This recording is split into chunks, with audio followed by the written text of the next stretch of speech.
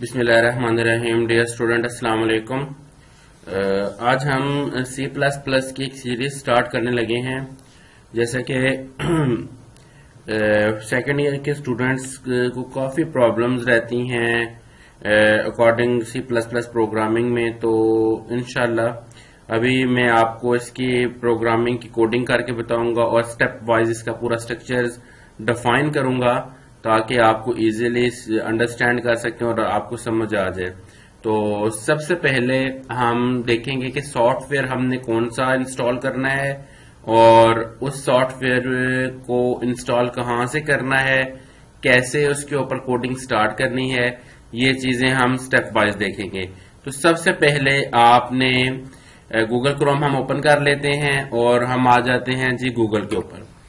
तो जो सॉफ्टवेयर आप यूज कर रहे हो उसका नाम है डिव C++। तो डिव C++ पे अगर मैं आ जाता हूं तो फर्स्ट लिंक आपके सामने शो हो रहा है। आपने इस सॉफ्टवेयर को यहां से डाउनलोड कर लेना है। ये डाउनलोड का ऑप्शन आ रहा है, यहां पे आप क्लिक कर लेंगे तो आपके पास ये डाउनलोड होना स्टार्ट हो जाएगा। और इसमें डाउनलोड होने के बाद हम इसको इंस्टॉल करेंगे और इंस्टॉल करने के बाद हम फिर कोडिंग स्टार्ट करेंगे। आपको सारा स्ट्रक्चर डिफाइन करूंगा कि कैसे आपने कोडिंग स्टार्ट करनी है, कैसे आपने इसके ऊपर प्रोसीजर को फॉलो करना है, ये सारी चीजें आप देखेंगे। ठीक है, 48 MB का ये सॉफ्टवेयर है कंपाइलर, जिसको हम यूज करते हुए सारी कोडिंग वगैरह करेंगे। जैसे मैंने आपको पहले भी बताया था कि हम डिफरेंट किस्म की फाइल्स वगैरह इसमें यूज करते हैं। हम हेडर फाइल वगैरह यूज करते हैं। मैंने क्लास में आपको ये सारी चीजें बताई थी जी, हेडर फाइल क्या होती है। इसके अलावा हमने इसका स्ट्रक्चर देखा था, इंट के साथ स्ट्रक्चर देखा था, और आपने इसके साथ जो सेकंड स्ट्रक्चर देखा था वो आपका वाइड के साथ था। फिर मैंने आपको कुछ और चीजें मैं बताई थी जिसमें हमने इसके जो हैं आप कह लें कि इसके डाटा टाइप्स देखी थी, इंटीजर, फ्लोट, डबल, लॉन्ग। तो वो सारी चीजें मैं आपको इम्प्लीमेंट करके बताऊंगा कि आपने उसको इम्प्लीमेंट कैसे करना है।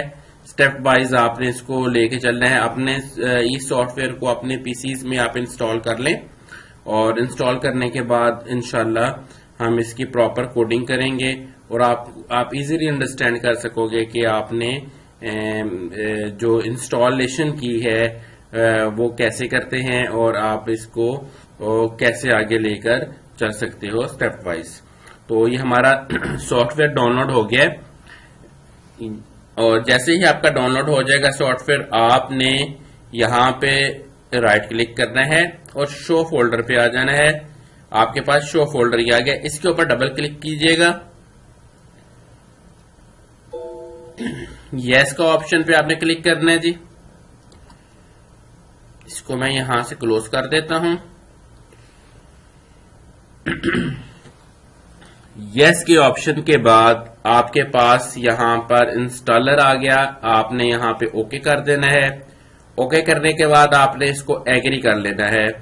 एग्री के बाद आपने इसको नेक्स्ट इंस्टॉल सी में मैं इंस्टॉल कर रहा हूं।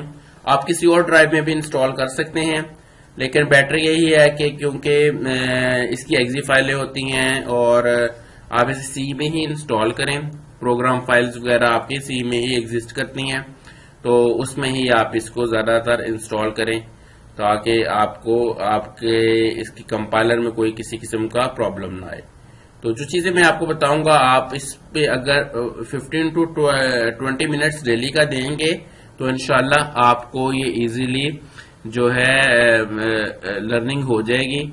और ये एक मेन लैंग्वेज है जो आगे आपके सॉफ्टवेयर इंजीनियरिंग के जो कोर्सेज होते हैं, जो सॉफ्टवेयर इंजीनियरिंग में अगर आपने आगे एडमिशन लिया तो उसमें जो कोर्सेज हैं उसके तकरीबन 8 से 10 कोर्सेज आपके इसी पे बेस करते हैं और मदर ऑफ लैंग्वेज भी इसे बोलते हैं।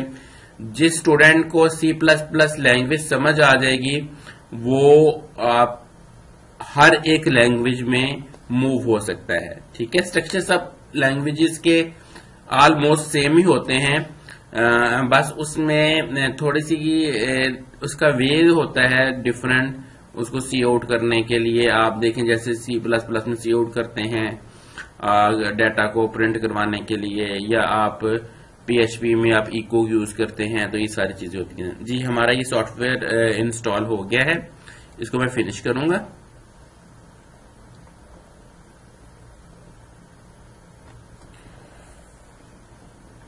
फिनिश करने के बाद आप देखते हैं जी आपका जो सॉफ्टवेयर इंस्टॉल हुआ है उसको मैं ओपन कर लूंगा, और ओपन करने के बाद आपके प्रोग्राम में स्टार्ट कर दूंगा। जैसे ही मैंने इसे क्लोज किया, आपके पास यहाँ पे आइकॉन बन गया और इसे मैंने डबल क्लिक करके ओपन कर लिया। सबसे पहला जो स्टेप है, आपने क्या करना है कि आप फाइल में आएंगे, फाइल में क्लिक करने के बाद आपने यहाँ पे न्यू में आना है।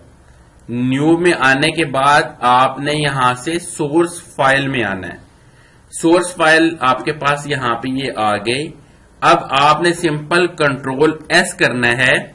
कंट्रोल S जैसे ही आप इसमें करेंगे तो वो आपको कहेगा कि आपने इस फाइल को सेव करना है, किस नाम से सेव करना है और किस जगह पे सेव करना है। ठीक है, या अदरवाइज आप फाइल पर आ जाएं और इसे सेव एज कर दें। ये दो वेज हैं इसके। ठीक है, डेस्कटॉप के ऊपर मैंने क्लिक किया, अनटाइटल यहां पर आ रहा है, इसका नाम मैं यहां पे रिमूव करके एक न्यू नाम देता हूं।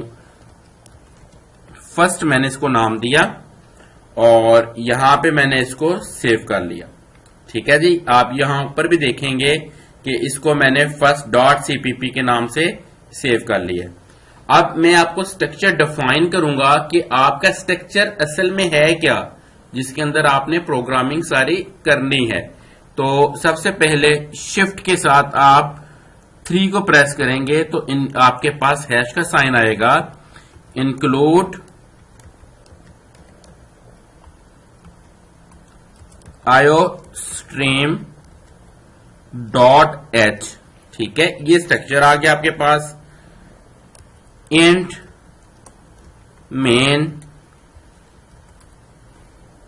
मैंने लगाया और उसके बाद मैंने इसको यहां पे ब्रैकेट्स लगा दी। अब क्योंकि मैंने ऊपर इंट दिया है और मैं इसको आप रिटर्न 0 करोगे। ठीक है, अगर आप यहां पर वाइड देते, अगर मैं यहां पर वाइड देता तो आपको यहां पे रिटर्न 0 करने की जरूरत नहीं थी। ठीक है, अब मैंने यहां पे जो 2 ब्रैकेट्स, ये जो 2 नीचे स्लैशेस लगाई हैं, तो इसको मैंने कमेंट कर दिया। अब रिटर्न 0 अगर यहां पे लिखा हुआ है तो ये कोड का हिस्सा नहीं है। ये कमेंट्स मैंने आपको बताए थे, ये सिंगल लाइन कमेंट्स आ रहे हैं, तो ये चीज आपने देखनी है। ठीक है, तो यहां से मैं इसे रिमूव करता हूं और यहां पर अब मैं आकर यहां पर इंटीजर कर देता हूं। ठीक है, तो ये दोनों वेज आप यूज कर सकते हैं। अब अगर आपने इसको रन करना है तो आप F9 करता हूं और F9 के बाद F11 करता हूं। जैसे ही मैं इसको F11 करूंगा तो आपके पास ये रन हो जाएगा। ठीक है, और सक्सेसफुली रन हुआ ये, क्योंकि अभी इसके अंदर कोई भी चीज हमने इनिशियलाइज नहीं की, आपको इसका आंसर नहीं आएगा। ठीक है, इसके बाद जो चीज हमने स्टडी की थी कि जो चीज आप सिंपल इन्वर्टेड कॉमास में लिखेंगे वो सेम इट इज ऐसे ही लिखी हुई आएगी। तो हम यहां पे लिखते हैं सी आउट, और सी आउट के लिए आपने लेस देन के साइन लगाने हैं शिफ्ट के साथ। ठीक है, और इन्वर्टेड कॉमास में लिखते हैं welcome to my first program. ठीक है जी, अब यहां पे मैंने यहां पे टर्मिनेटर साइन लगा दिया। जैसे ही F11 करूंगा तो क्योंकि ये चीज मैंने इन्वर्टेड कॉमास में लिखी और आप इसके आंसर में भी देख रहे हैं कि वही चीज आपके नोटेड कॉमास में लिखी हुई आई है। ठीक है, तो बात स्टूडेंट्स यहां पे मिस्टेक करते हैं कि जब वो रिजल्टेंट ले रहे होते हैं तो उसको नोटेड कॉमास में लिख देते हैं। तो इस तरह नहीं करना आपने। अब अगर मैं इसको कॉपी करता हूं, ठीक है, कंट्रोल सी करके कॉपी किया मैंने और इसको मैं यहां पे पेस्ट कर देता हूं।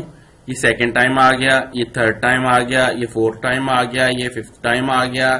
ये मैंने कुछ यहां पर कॉपी कर लिए।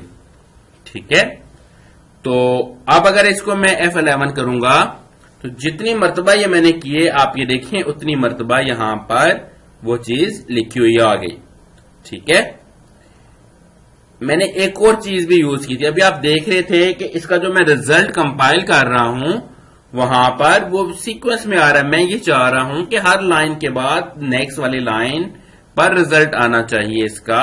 तो हम क्या करेंगे, हम यहां पर एंड-एल लगाएंगे, एंड-एल। ठीक है, इसी तरह आप इस लाइन पे भी एंड-एल लगाएंगे। तो हम इसे कॉपी कर लेते हैं जी।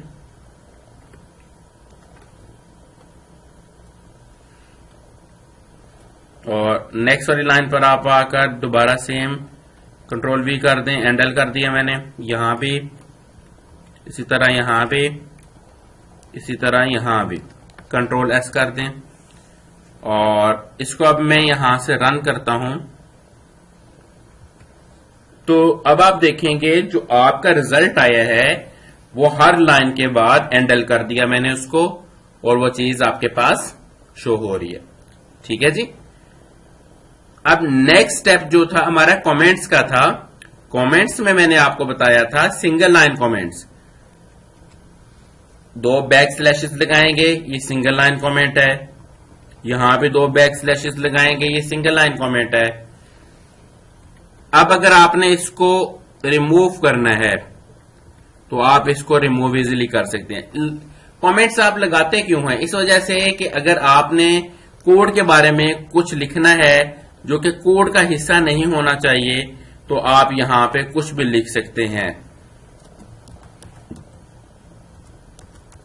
ठीक है जी, तो ये आपके पास ये आ गया। अब मल्टी लाइन कमेंट्स में क्या चीज होगी, अगर आप एक से ज्यादा लाइंस को कमेंट करना चाहते हैं तो सिंगल लाइन में जब आप इसे करोगे तो वो आपका ज्यादा चीजें उसमें हर एक लाइन में जाके आप वो उसमें लगाना पड़ेगा। तो इसका सिंपल हल ये है कि आप सिंपल यहां पर स्लैश और स्टेरिक का साइन लगाएंगे और जहां तक आपने कमेंट करना है उसके बाद जाके आप इसके रिवर्स लगाएंगे। यानी कि पहले आपने स्लैश और स्टार लगाया और उसके बाद स्टेरिक और हैश लगाएंगे तो कमेंट्स आपके उतने एरिया में वो कमेंट्स लग जाएगा। ठीक है, उम्मीद है ये चीज आपको समझ आ गई होगी। नेक्स्ट हम अब प्रोग्राम को डिफाइन करते हैं कि इस प्रोग्राम में आपने करना क्या है। अब सेकंड जो चीज मैंने आपको बताई थी वो बताई थी वेरिएबल इनिशियलाइजेशन। ठीक है, तो मैंने आपको 3-4 तरह से आपको इनिशियलाइजेशन बताई थी। सबसे पहले मैंने आपको बताई थी इंटीजर के साथ। इंट में किस किस्म की वैल्यू आती हैं, इंट में आपके पास जो वैल्यू आती हैं वो विदाउट एनी पॉइंट्स आती हैं। तो मैं यहां पर आकर एक वेरिएबल इनिशियलाइज करा देता हूं, x, एक वेरिएबल मैंने इनिशियलाइज करा दिया y, एक वेरिएबल मैंने इनिशियलाइज करा दिया z। ठीक है जी, और एक वेरिएबल मैंने इनिशियलाइज करवा दिया सम, जिसके दरमियान मैं शो करवाऊंगा इन तीनों का सम। तो अब इसको मैं वैल्यू असाइन करूंगा, x इक्वल टू, मैं यहां पे एक वैल्यू दे देता हूं। इसके बाद मैंने y को एक वैल्यू असाइन कर दी, वो मैंने 34 कर दी। ठीक है, इसके बाद मैंने z को एक वैल्यू असाइन कर दी, वो मैंने इसमें आकर 23 कर दी। ठीक है जी, अब मैं ये चाहता हूं कि इनका रिजल्टेंट मुझे मिले, यानी सम मिले, sum equal to x plus y plus z.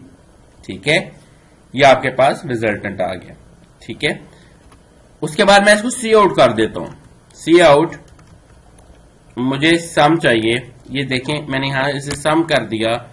ठीक है, तो ये आपके पास, इसको आप F11 करेंगे तो आपको रिजल्ट दे देगा सम का। ठीक है, अब आप इसको मैनेज भी कर सकते हैं, यानी कि मैं अगर यहां पर आकर लिख दूं इन्वर्टेड कॉमास के अंदर the sum of 3 number is, ठीक है, आगे रिजल्ट ये आपने कर दिया, तो ये जो इन्वर्टेड कॉमास के अंदर लिखते हैं चीज, वो सेम इट इज वैसे ही लिखी हुई आती है। ठीक है, अब ये देखें इसके दरमियान में एरर आ रहा है। एरर कहां पे आ रहा है? इस जगह पे, क्योंकि सी आउट नहीं मैंने लगाया था। तो अब F11 करके मैंने आंसर दिया, तो ये आप देखें यहां पे इसका ही आंसर आ गया। ठीक है जी, उम्मीद है आपको ये समझ आ गया होगा। अब आपने इसके ऊपर डिफरेंट किस्म के ऑपरेशंस करने हैं। फ्लोट भी लेकर देख लें, ठीक है, उसकी वैल्यू फ्लोटिंग में अगर आप लेना चाहते हैं तो वो भी आपके पास आ जाएगी। अगर मैं यहां पर आकर फ्लोट में लेता हूं, ठीक है, ये एक मैंने फ्लोट ले लिया, अब मैं इसके पॉइंट्स में ले लेता हूं वैल्यू। ठीक है,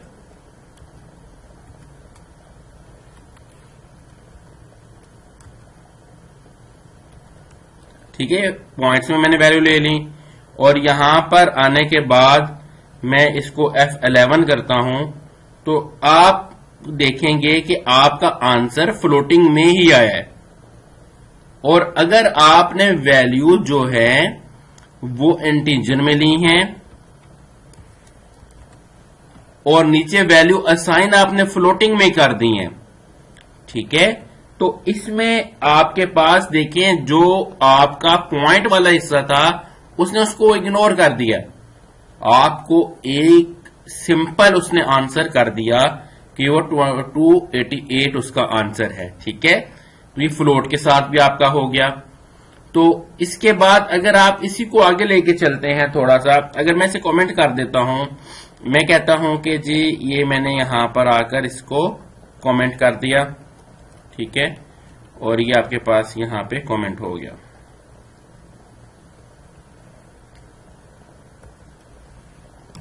ठीक है जी, तो ये चीजें आपको मैंने क्लास में बताई थी, इसकी आप प्रैक्टिस करें अच्छे से। कोई किसी किस्म का भी अगर आपको प्रॉब्लम आती है तो वो आप मुझसे पूछें, और मैं आपको इंशाल्लाह इसका आंसर करूंगा। आप क्लास में मुझसे पूछ सकते हैं और आप कमेंट्स करके भी मुझसे इसके बारे में पूछ सकते हैं। अब एक और चीज मैंने आपको कराई थी, करैक्टर, CHAR। ठीक है, करैक्टर में मैंने एक वेरिएबल ले लिया X, ठीक है, एक वेरिएबल ले लिया Y, एक वेरिएबल ले लिया Z। ठीक है, X के अंदर मैंने असाइन कर दिया सिंगल कॉमाज में P, ठीक है, Y में मैंने असाइन कर दिया सिंगल कॉमा में A, और Z में मैंने असाइन कर दिया सिंगल कॉमा में K। ठीक है, अब अगर मैं सी आउट करता हूं, सी आउट X, ठीक है, Y, ठीक है, Z, ठीक है। अब ये जो मैंने X, Y, Z यहां पर सी आउट किया, तो इसकी जो वैल्यू है उसका रिजल्ट आना चाहिए यहां पर।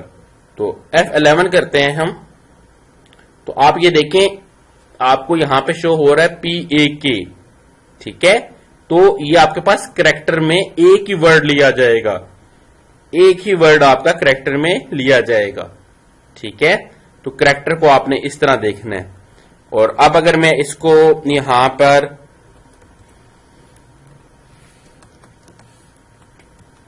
रिमूव कर और नेक्स्ट वाला आपको लास्ट चीज बता दूं जो आज हमने स्टडी किया था,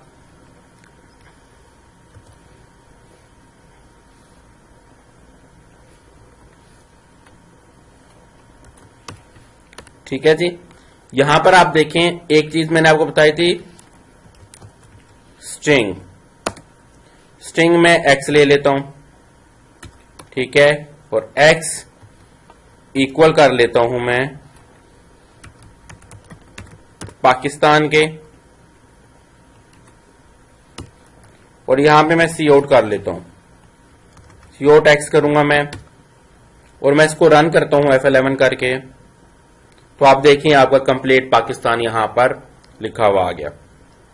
उम्मीद करता हूं कि आपको ये चीज समझ आ गई होगी।